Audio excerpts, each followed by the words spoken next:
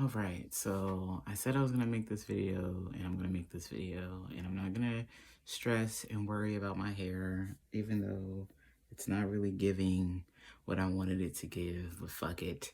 Today is January 11th? 10th? I don't know. Wednesday, second Wednesday of January. And I'm making this video because it's long overdue. It's been a while since I have came to you like this. And when I say you, I mean me, because I'm the only one here. But just, it's been a minute since I've been honest with myself and about where I'm at and what I'm doing. And so I was like, all right, perfect days, raining. Just took down my hair. So let's see how I feel. I wanted to make this video because this is a new year and I want to get back to posting on YouTube. And for some reason, it always feels like if you've been gone for a while, you have to make an update to say where you've been and all that kind of shit. And so here that is. I have been alive, but barely. I've been dealing with some family issues, specifically my dad's health issues, which has been like sudden, like maybe around September, actually maybe around like the summertime. He had been having health issues. He had been going to the hospital more, and emergency room more.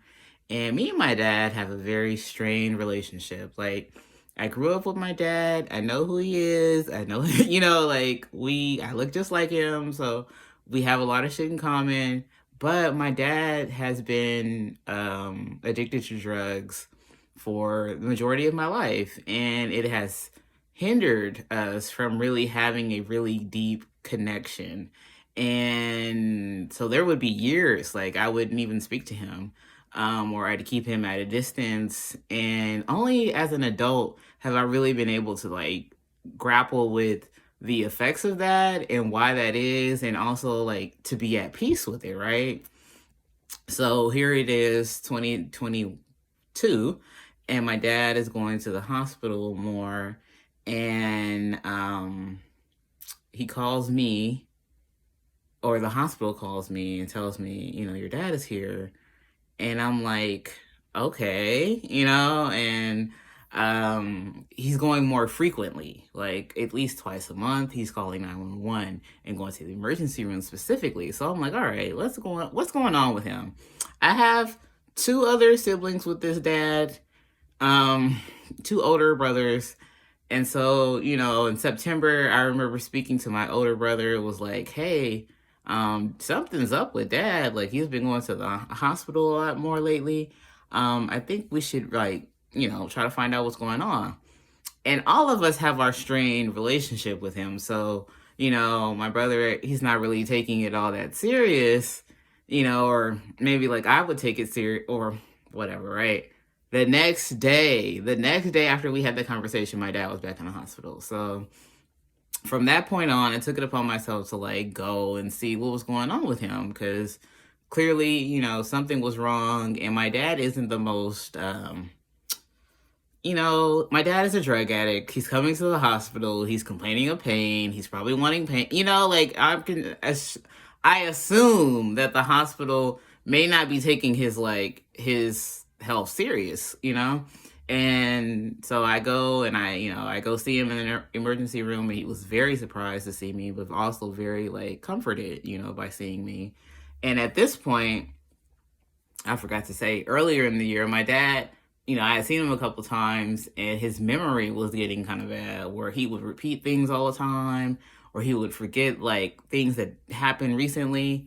And so I go and see my dad in the hospital, and he's complaining about his knees. He has really bad knees. That's kind of always been the issue. But he also has other symptoms of things, like he lost a lot of weight. He was very malnourished at the time. He was not eating, and he had been living somewhere by himself in squalor, like really bad conditions. So I'm sure he was not able to, adequately feed himself. His mobility was kind of waning at that time too. He had a cane. He had to walk with a walker cane. So one of the doctors or the nurses at that time was like, "Hey, your dad looks like he may, he lost sudden weight. That may be a symptom of cancer or something. So we need to do some tests." And so now that I'm involved, I'm like, all right, let's, schedule his test and let's see what's going on. And we found out that he had cancer. He has prostate cancer. It's like the last stage. It's really it's metastasized. It's all in his body. There's really not much to do at this point. And also like I said, his memory is declining. He is becoming unable. Like, he was already unable to care for himself, but now it's like deteriorating faster. And it's getting to the point where he can't really be alone. It's hard for him to understand that that's what's happening. He's still in the mind like, oh, I have time, I'm gonna have time, but he doesn't have any time, and shit is getting bad. And it got so bad where now he's in a nursing home, and even that was a struggle to get him in that nursing home. So yeah, now it's like, now he's there, and I feel some relief because I know that he's there and he's being taken care of, and there's people around that help him and stuff. But also it's like the inevitable, like, my dad is dying and I'm not going to get the closure. I'm not going to get the comfort. I'm not going to get the things that the younger me may have wanted. And coming to that understanding and realization, also, while showing up for this man who never really showed up for me, has been very challenging. Like, it's been challenging. Like, it's been hard. I said at first I would see him a couple times a week. Now I see him at least once a week. And even when I go, I'm glad that I'm bringing him some comfort, but also it's very triggering to see him. It's very triggering for him to be like, oh, that's my baby. That's my baby, But we never really had that kind of relationship. We never really had a close-knit relationship, and I wish we would have, I really wish we would have. We have a lot, me and my dad have a lot in common. And I definitely get a lot of my personality, but I also feel like now I may be getting a lot of my mental anguish, from him. And I want to be able to show up fully, but I also feel like finding the balance between showing up for him and like maintaining some kind of like stability, mental stability for myself is becoming hard. I've really like let myself go in so many ways. Like, I've gained weight, I've been depressed, I don't go out, I've closed myself off to people.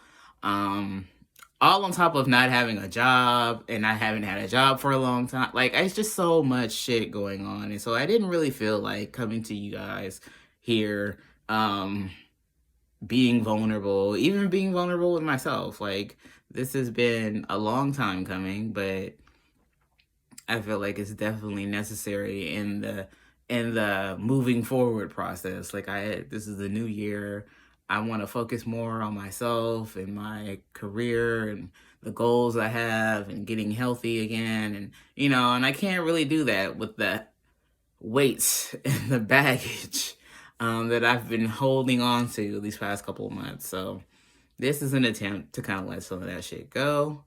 I want to come back and do more. This was kind of like a synopsis of what's going on, but I do want to go more in detail because I think that would be a little therapeutic into me and my dad's relationship. And also just what I want to do, this year, my goals, I have plans. I want to start a business. I want to fall in love. Like, I want to get healthy. So there's a lot more to come this year, and I need to get into some kind of mental shape so that I can, stand up and be here for it.